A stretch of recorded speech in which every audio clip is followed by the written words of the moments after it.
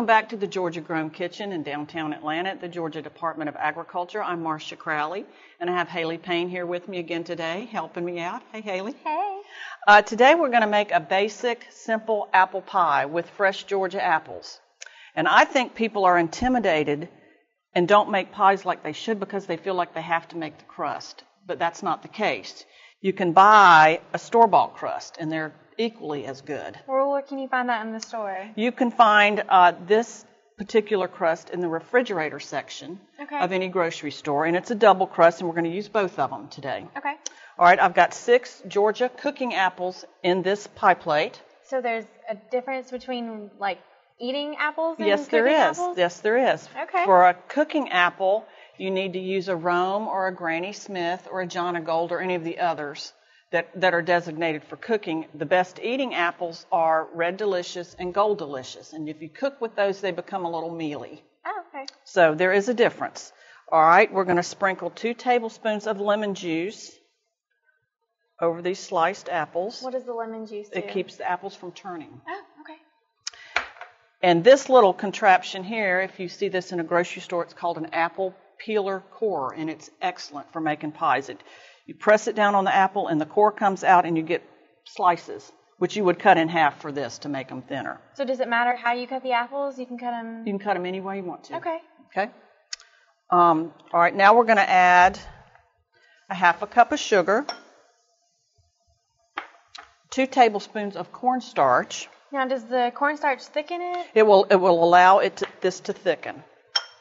All right, we're going to mix that up and pour it over the apples. And this is a great time of the year in the fall to go to North Georgia and take an apple tour and get fresh apples straight from the farm. That would be fun. It's real fun. And most of our apples are grown up in North Georgia, Gilmer County, Blue Ridge. Yeah. Okay, now here's a little bit of nutmeg. Now, this is the top crust, and this is not tricky, but kind of tricky. The best way I have found is to fold it in half, and you evenly place it over the top of the filling. Then you go in here and you crimp the edges together. And it doesn't have to be fancy. You just kind of pinch it together. Just trying to get the crust to be together. All right. Then, once you finish crimping, and I'm not going to do all of this, you're going to take a knife or a sharp object, and you're going to cut little slits in the top of it. What does that allow it to do? This will allow the steam to escape and the apples to cook and thicken up. Sense. Yeah.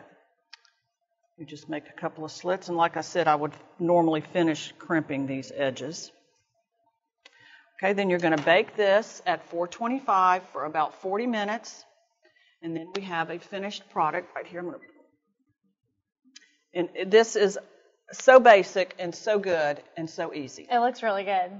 So we encourage you to either visit your local farmer's market this fall or head up to North Georgia and get your own apples and make a delicious apple pie.